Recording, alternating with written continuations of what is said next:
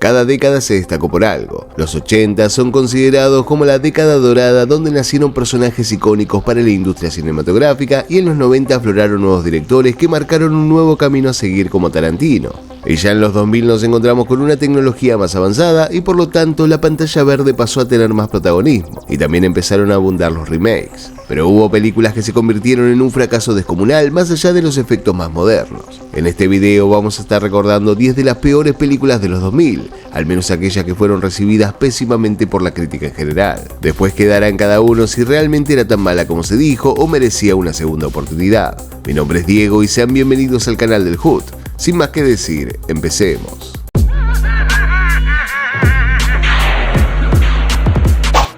El proyecto Blair Witch, estrenada en 1999, revolucionó el terror y nos presentó un formato que se replicaría más adelante con infinidad de películas similares como Actividad Paranormal. Aquel falso documental que nos presentaba a 3 jóvenes que se sumergían en la soledad de un bosque intentando develar si la bruja de Blair era un mito o una realidad fue un éxito absoluto. De hecho, hasta los directores jugaron con la idea de que el público no supiera si aquello era real o no. En un tiempo donde internet no abundaba en todos los hogares, aquello fue añadirle una pizca de suspenso muy interesante. Pero después de este éxito, al año siguiente, el director George Berlinger se presentó ante el estudio Artisan Entertainment con el guión para la secuela. La película presentaba a un grupo de jóvenes que habían quedado obsesionados con la película original y se sumergían en el bosque en busca de la mítica bruja. Pero lo que había resultado un éxito por lo natural que se veía, en esta secuela resultó todo lo opuesto. La crítica en general la consideró una de las peores secuelas jamás hechas y por otra parte un despropósito. Según el director, él había terminado su trabajo de una manera y en postproducción el estudio mutiló la cinta y hasta llegaron a cambiarle la banda sonora.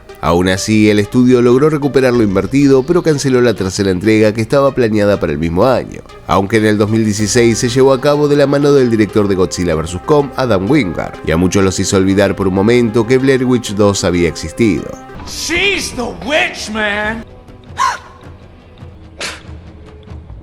El Planeta de los Simios es una franquicia que rompió la taquilla en 1968 de la mano de Charlton Heston y también es valorada por tener uno de los mejores finales de la historia, aquel donde Taylor descubre la Estatua de la Libertad y se da cuenta que todo el tiempo había estado en el planeta Tierra. Pero después de varias secuelas con un éxito moderado, en el 2001 Tim Burton presentó una versión que compilaría todos los sucesos de la saga. En una época de pantallas verdes, el director decidió volver a la esencia y se encargó de presentar unos efectos prácticos que homenajearan a la película original. La historia nos presentaba a Leo, interpretado por Mark Wahlberg, un astronauta que por accidente terminaba en el planeta de los simios, el cual estaba liderado por el tirano General Tay, interpretado por Tim Roth. Pero más allá de los esfuerzos artesanales para que la película se viera increíble, Burton descuidó la historia y esto se convirtió en el talón de Aquiles de los changos mugrosos. La película presentaba varias inconsistencias en la trama y un final abierto que generó una gran incertidumbre. Aquel final había sido filmado por Burton por si acaso otro director quería hacer una secuela, pero no tenía coherencia alguna. Esto fue confirmado por el mismo director, quien añadió que nunca más volvería a filmar una película del Planeta de los Simios, antes prefería saltar por una ventana. La crítica elogió el trabajo visual, pero coincidió en definirla como una decepción por su falta de estructura y su inexplicable final. Sin embargo, el recibimiento por parte del público en general fue muy bueno y la taquilla posicionó al Planeta de los Simios del 2001 como una de las mejores del año. Eso tiene el poder de 1000 lanzas. Te advierto que su ingenuidad va de la mano con su crueldad. En 1999, Star Wars había regresado con todo con La Amenaza Fantasma, una película que introducía un nuevo desbalance en la fuerza y también nos revelaba el origen de Darth Vader. Pero si bien a la película le había ido extremadamente bien en boletería, los fanáticos estaban divididos entre aquellos que la consideraban épica y los otros que les pareció un bodrio. También cierta profundidad que se le empezó a dar a la saga no cayó nada bien, como los midichlorianos y el funcionamiento de la fuerza. Aún así, George Lucas continuó desarrollando sus ideas y en el año 2002 llegó el Ataque de los Clones, una película protagonizada por Hayden Christensen y Ewan McGregor y que sumaba a sus filas grandes actores como Christopher Lee en el papel del flamante Conde Dooku. Pero su ritmo lento, los malos efectos y especialmente la interpretación de Christensen como Anakin no fue del agrado de todos los fanáticos, quienes detestaron su papel como el elegido de la fuerza. Si bien muchos vieron con mejores ojos el Ataque de los Clones que La Amenaza Fantasma, tampoco convenció el romance entre Padme y Anakin, ya que caía constantemente clichés románticos por demás explorados. De hecho, la parte más floja de la entrega recayó en esta pareja por lo mal actuada y aburrida que fueron sus interpretaciones. Muchos años después, Hayden Christensen regresó a Star Wars para la serie de Obi-Wan Kenobi y confesó todo lo que había padecido al no ser bien recibido por los fanáticos. Pero afortunadamente su regreso fue aclamado por los fans, quienes lograron cerrar aquella herida en el actor. ¿No te agradan los políticos, Annie? Me agradan 2 o 3, pero no estoy seguro sobre una senadora. En el siguiente lugar nos encontramos con La Liga Extraordinaria del 2003, una película que estuvo basada en el cómic de Alan Moore y Kevin O'Neill y nos presentaba la unión de grandes personajes de la literatura combatiendo al mal en pleno siglo XIX. Dentro de ellos veíamos a Sean Connery dar vida a Alan Quatermain y reunirse con otros personajes ficticios de la literatura como Nemo, Mina Harker, Tom Sawyer y Dorian Gray. Pero el resultado de esta película fue desastroso. Hasta los mismos creadores les pareció que la película no supo trasladar a la pantalla el espíritu de las historietas. Kevin O'Neill, ilustrador de los cómics, admitió haber leído el guión con anterioridad y dijo no reconocer a ninguno de sus personajes. Alan Moore, por su parte, un artista que por lo general estuvo insatisfecho con las películas basadas en sus obras, expresó su descontento al ver lo que hicieron con aquellos personajes. Primero lo había considerado como un ingreso de dinero extra, pero que de ninguna manera afectaba a sus historias originales, aunque después de esta película se lamentó por haber cedido los derechos. Tiempo después trascendió la noticia de que Connery y el director Stephen Norrington nunca se terminaron de llevar bien, y hasta incluso varias veces estuvieron al límite de agarrarse a las trompadas. Esto complicó tanto la producción que se reescribieron partes para que Norrington no se encontrara con el actor. Lamentablemente la película había contado con un gran presupuesto y estaba pensada para ser la primera de una gran trilogía, y si bien su recaudación fue muy buena, la película cayó en el cajón de películas genéricas y hasta se podría decir que pasó sin pena ni gloria. La crítica fue por lo general negativa y no destacó nada como para seguir interesados en este universo, y La Liga Extraordinaria se convirtió en la película maldita del director. Soy representante del gobierno británico de Su Majestad. El Imperio lo necesita. La pregunta es, ¿necesito yo al Imperio? Ahora nos encontramos con la que fue considerada la peor película del 2004 y en sí de todos los tiempos, Catwoman, aquella producida por Warner y protagonizada por Halle Berry, la cual nos presentó una versión de Gatúbela bastante alejada a la versión de los cómics y también la que inmortalizó Michelle Pfeiffer. La idea comenzó en 1993, pero hasta el inicio de los 2000 una cantidad de guionistas pasaron por el estudio de Warner intentando convencer a los ejecutivos de que aquella historia no estaba nada bien. El estudio hizo caso omiso a las opiniones de los escritores y solo se empecinó en llevar a cabo una película de Catwoman tras el fracaso de intentar producir la cinta de Batman vs Superman. Pero después de que finalizó el rodaje y se presentó el primer tráiler, la crítica ya se preparó para lo peor. Ya en esos pocos minutos la actuación se veía muy pobre, los efectos eran horribles y en sí el aspecto de Gatúbela no cerraba por ningún lado. Esta imagen no se pudo revertir con el tiempo y el día de su estreno se estrelló con la taquilla. Su presupuesto había sido de $100 millones y lo que recaudó fue 82 millones. La crítica fue bastante amable con la actriz, pero hicieron hincapié en el resto de la producción por llevar a cabo un thriller ridículo de una forma bastante amateur. Sin embargo, los premios Razzie no tuvieron piedad con Halle y la nominaron a Peor Actriz, también Peor Guión, Dirección y Película. Ella, haciendo honor a su heroica y sexy gata, fue a recibir su flamante frambuesa dorada, convirtiéndose así en la primera actriz en hacerlo. Muchos años después, la actriz confesó que cuando leyó la historia no le cerraba por ningún lado, y que la gente más cercana le pedía a gritos que no participara en la película. Vale destacar que venía de ganar un Oscar por su actuación en Monster Ball del 2001. Después del éxito de La Máscara, aquella impresionante película de 1994 de Chuck Russell que terminó de consagrar a Jim Carrey y descubrió a Cameron Díaz, en el 2005 llegaría su secuela.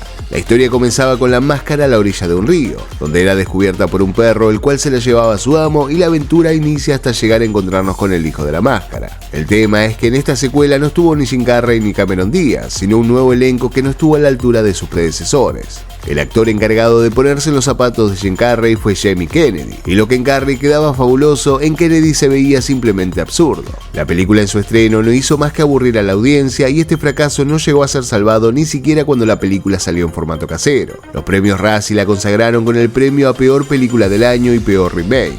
El hijo de La Máscara significó para New Line Cinema una pérdida de más de $20 millones y nunca más se volvió a hablar de futuros proyectos del personaje. Con el pasar de los años, esta secuela fue tan ignorada que Jim Carrey confesó que le gustaría volver para llevar a cabo una secuela oficial acorde a la primera, solo si un director de la talla de Russell estuviera encargado de ella. Don't you just love Halloween?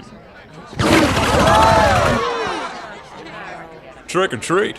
Después del estreno del Señor de los Anillos, varios estudios intentaron replicar aquel éxito y empezaron a estrenarse películas a lo loco con temática parecida. Dentro de ellas estuvo Eragon. La historia nos presentaba a un joven granjero que se encontraba con un gran huevo azul, el cual cambiaría su vida para siempre después de que de él naciera un dragón azul llamado Zafira. A partir de ahí, Eragon tomaría en sus manos el destino del pueblo y se enfrentaría a las malvadas fuerzas del rey Galbatorix. La película intentaba convertirse en el nuevo blockbuster de la fantasía épica, pero en su estreno la película pasó sin pena ni gloria. El Washington Post la definió como una película genérica que carecía de personalidad y creatividad, mientras otros señalaron que simplemente el film carecía de vida. Por otro lado, Christopher Paolini, el autor de la novela original, expresó que le había gustado la película, y especialmente destacó las actuaciones de Jeremy Irons y Ed Spillers. Pero más allá de eso, Eragon solo pudo tener un éxito moderado y nunca más se supo nada de él y el extenso universo que Fox tenía planeado. Bron tenía razón, Eragon. La época de los jinetes de dragón ha vuelto. ¿Escuchas lo que pienso? Esperé 1000 años para escuchar tus pensamientos. Y ahora escuchas los míos. En el octavo lugar nos encontramos con otra película que estuvo basada en un libro, La Brújula Dorada. Otra que también intentaba sentar las bases para una gran trilogía, pero falló en su intento. New Line Cinema intentaba generar un nuevo suceso similar al Señor de los Anillos, y para eso invirtieron $180 millones en una superproducción que en su primer fin de semana solo supo recaudar apenas 26 millones. Si bien con el tiempo pudo generar algunas ganancias, las críticas bastaron para ponerle fin a este universo. La historia nos presentaba a Lyra, una niña huérfana que se embarcaba en una gran aventura en busca de unos niños desaparecidos, y en el camino se encontraba con grandes aliados como un gran oso polar con armadura. La crítica en general hizo hincapié en el guión. La película presentaba muchos temas al mismo tiempo, con grandes imágenes dignas de un fondo de pantalla, pero la historia era muy débil. Por muchos momentos se volvía incoherente hasta confusa. El público que había leído los libros originales tampoco coincidieron con el enfoque dado en la película y cómo se manejaron ciertas cuestiones. Después del estreno, La Brújula Dorada fue nominada a una de las peores películas del año según los premios Razzie, pero por otro lado se hizo de un Oscar por los efectos visuales. También se dijo que la presión de ciertos grupos religiosos impidió que se concretara la trilogía, ya que aparentemente la película ponía la religión en jaque, aunque en el 2019 se llevó a cabo una nueva versión en formato de serie que al fin pudo cautivar al público. Lyra Belacqua, estoy en deuda. Voy a servirte en tu campaña hasta que yo muera o tú hayas vencido.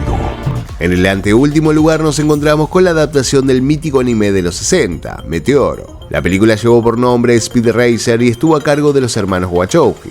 Después del éxito de Matrix y su mundo sombrío, llegó Meteoro con un tono completamente diferente, lleno de colores y un exceso de brillantez. El proyecto había estado en pie desde 1992 y desde ese momento se barajaron todo tipo de nombres para el reparto. Pero eso fue lo de menos, ya que el enfoque que se le dio a la película no terminó de convencer ni al público que creció con el personaje, ni al casual o al amante de las carreras que ya tenía por otro lado a la saga de Rápidos y Furiosos. Meteoro se desarrollaba en un mundo irreal, futurista y bastante delirante en el que el público no pudo sumergirse. La película contó con $120 millones y solo recaudó 93 millones. Años más tarde, Speed Racer tuvo una segunda oportunidad y empezó a posicionarse como una película incomprendida. Y gracias a los fanáticos, hoy en día es considerada una película de culto.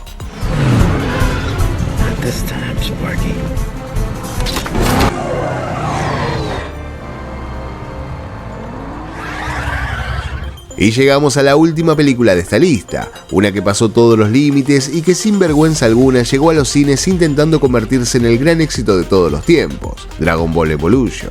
Creo que está de más hablar de qué trata la película. Todos conocemos a Goku, las esferas del dragón y otros icónicos personajes que fueron parodiados en esta cinta como el maestro Roshi, Bulma y Piccolo. En el 2002, Fox logró adquirir los derechos de Dragon Ball y después puso en manos del director James Wan todo el proyecto. Aunque según el director, el estudio lo limitó en todo momento, hasta lo obligó a realizar más de 10 guiones para abaratar costos. Según varias fuentes, el presupuesto había sido de $30 millones, algo irrisorio para lo que Dragon Ball requería. El resultado fue peor que malo. Cuando se habla de peores películas jamás hechas, es imposible no nombrar esta película. Akira Toriyama, creador de la franquicia, contó años después que Fox no escuchaba ninguna de sus recomendaciones, no les interesaba tomar en cuenta sus sugerencias, y también reveló que estuvo muy molesto por mucho tiempo por aquel resultado, ya que no se parecía en nada a Dragon Ball. Uno de los escritores del guión, Ben Ramsey, se disculpó por la película, ya que él había aceptado el trabajo como cualquier otro y no como fanático de Dragon Ball. También contó que después del estreno le llovían los correos llenos de odio que lo acusaban de haber insultado la obra de Toriyama. El actor que dio vida a Goku, Justin Chatwin, dijo que Goku se ponía mejor en la secuela, que ahí aparecía más el Goku del anime, y se lamentó que el público no le diera una nueva oportunidad. Aunque tras el fallecimiento de Akira Toriyama terminó reconociendo lo mala que fue la película y despidió al creador con unas disculpas en medio. En sus propias palabras, Chatwin dijo lo siguiente: "He aprendido que cuando emprendes un esfuerzo creativo sin pasión, obtienes resultados malos y a veces pura basura. Así que no culpo a nadie por Dragon Ball, excepto a mí mismo". Goku es un cascarón. Esto es lo que eres. Y de esta forma, amigos, finalizamos la primera parte de las peores películas de la década de los 2000. Películas que fueron vapuleadas por la crítica y que en algunos casos puede considerarse injusto. En lo personal, rescato El ataque de los clones de Star Wars y El planeta de los simios de Burton. Ahora me gustaría conocer tu opinión, qué te parecieron estas películas y si pudieras rescatar una de ellas, ¿cuál sería? Y si te gustó el video, no olvides de dejar un like, que me das una mano gigante para seguir subiendo más contenido como este. Por mi parte, muchísimas gracias por haber llegado hasta el final y nos vemos en un próximo video. Chao.